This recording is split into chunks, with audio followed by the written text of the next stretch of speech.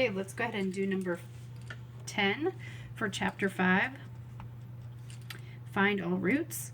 So let's list the possible roots. And that will be factors of the constant term 15 over factors of the leading coefficient, which is 1.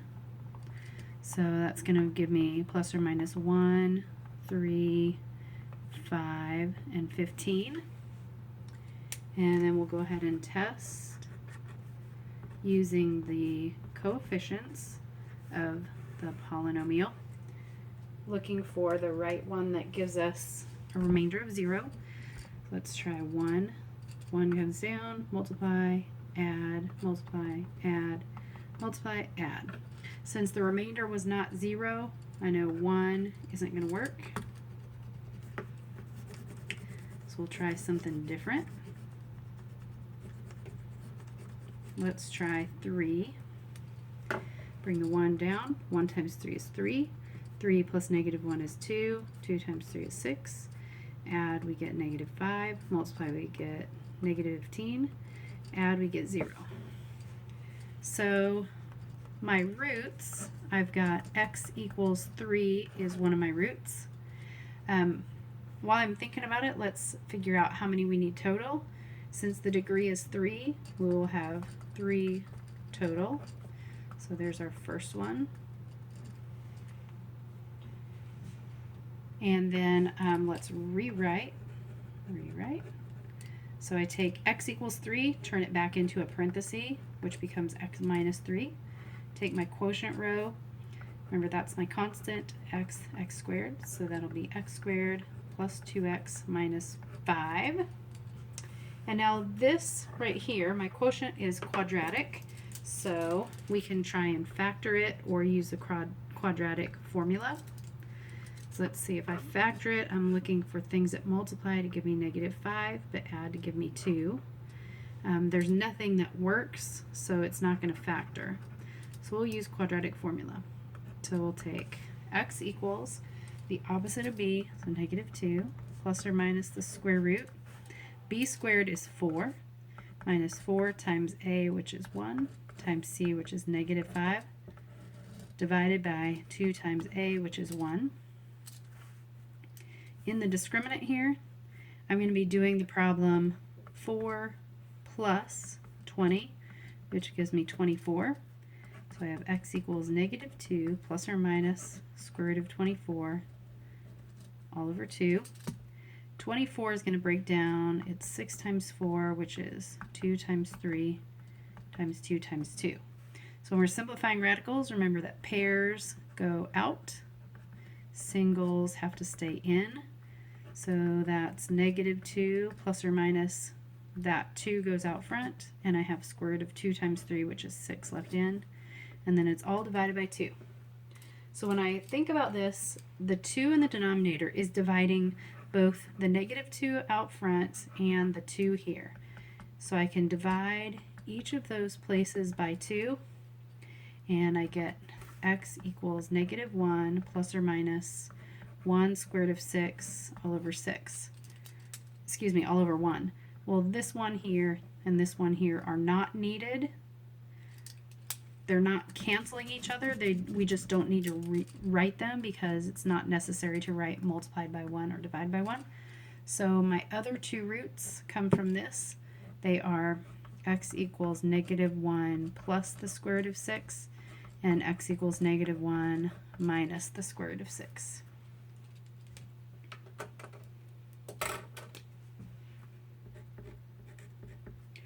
On number 11, I'm supposed to use Pascal's triangle. And I am supposed to be expanding 2x minus 3y to the 5th. So I'm going to go ahead and recreate Pascal's triangle. I know it starts with a 1, and then a 1, 1, and then a 1. Add these to get 2, 1, and then 1, 3, add 3, ends in 1. Then 1, add the 3 and the 1, 4, add the 3 and the 3, 6, 3 and the 1, 4, 1, and then 1, 5, 10, 10, 5, 1. I can tell what row it is by looking at this first like non-1 number. So this one is a plus b squared. This one is a plus b cubed. This one is a plus b to the 4th and a plus b to the 5th. The a plus b to the 5th one is the one I'm after. So I know that it's going to start with a to the 5th. The next term will be a to the 4th, a cubed, a squared, a, and then the b's go in the opposite order. So the first term has no b's, and then just a b, and then b squared, b cubed, b to the 4th, b to the 5th, and these are all added to each other. So this is the row I'm needing. So my 2x minus 3y to the 5th, my a is going to be 2x, my b is going to be negative 3. So I will have 1 times 2x to the 5th power plus 5 times 2x to the 4th, and then a b, which is negative 3y, and then plus 10 times a to the 3rd, so 2x to the 3rd, times b squared, so negative 3y squared, and then 10 again, a squared, so 2x squared, b cubed, so negative 3y cubed, plus 5a, which is 2x, and then b to the 4th, so negative 3y to the 4th, and then plus 1 times negative 3y to the 5th. Yikes. Next thing I need to do is raise all these numbers to their powers and apply the exponent to the variable. So the 1 times, again, I don't really need. 2 to the 5th is 32, and then x to the 5th. Plus, I have 5 times 2 to the 4th is 16, and then I have x to the 4th, and then times negative 3y, and then 10, 2 cubed is 8. X cubed. Negative 3y squared would be negative 3 times negative 3 is 9, and then y squared, plus 10 times 2x, 2 squared is 4, and then x squared. Negative 3 cubed is going to be negative 27y cubed, plus 5 times 2x times negative 3 to the 4th is going to be a positive number. 3 to the 4th power is 81, so 81 y to the 4th, and then plus negative 3 to the 5th power is 243, and I have a y to the 5th that I have to squish on there. Now finally, I'm going to multiply the numbers. So the 32x to the 5th is going to stay just 32x to the 5th. I have to do 5 times 16, which is plus 80. Oops, I forgot to do times negative 3. So I have to do 5 times 16 times negative 3. So that's going to end up being negative 240. And then I have x to the 4th, y.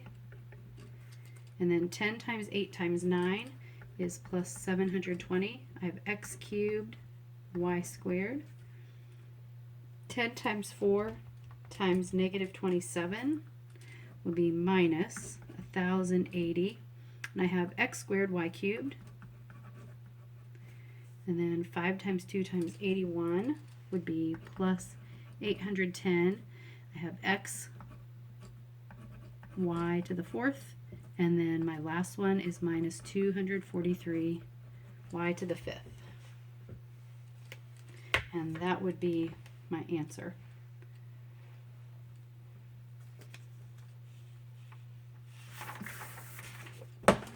On the next problem, I'm supposed to determine, so this is number 12, determine if the data fits a linear, quadratic, or cubic model best. So A, which is the best fit, and then B, how do you know? And then C, write the equation. Okay. So what we're going to do is we're going to need to go into stat edit to type in our data. Our data is ordered pairs. It's -5, -60, -1, -5, 0, 0.5, 1, 8, 5, 17, and 10, 32. So where we go for that is stat and then edit. So stat, we want to go to edit. And then you'll see that I've put the x coordinates in list 1 and the y coordinates in list 2. So I have -5, -60, -1, -5, 0, 0.5, 1, 8, 5, 17, and 10, 32. So to know which model has the best fit, we're looking for the r squared value that is closest to 1. So how do we know which is going to be the best fit? Because the r squared value will be closest to 1. So in order to know that, what we're going to do is we're going to figure out the linear, quadratic, and cubic r squared values. So we need to go to stat calculate, and we're going to choose number 4, linear regression, and hit enter. And we'll record our r squared as 0.7897. And then we'll do the same thing for quadratic. So stat calculate, we want number 5, quadratic reg, and enter. R squared is 0.9687. And then again, stat calculate, cubic, enter. And r squared is 0.9995.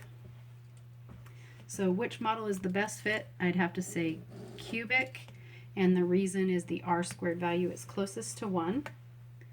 Then to write the equation, we have everything we need on our screen here. So it's showing us ax cubed plus bx squared plus cx plus d. Then it tells you what a, b, c, and d are. So all we need to do is take these numbers and replace the a, b, c, and d.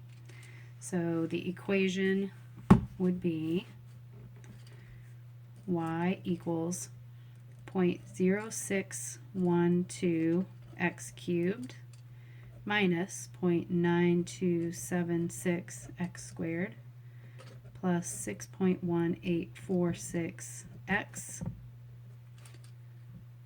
plus 1.751, depending on what your instructions are for rounding. I just went to 4 decimal places.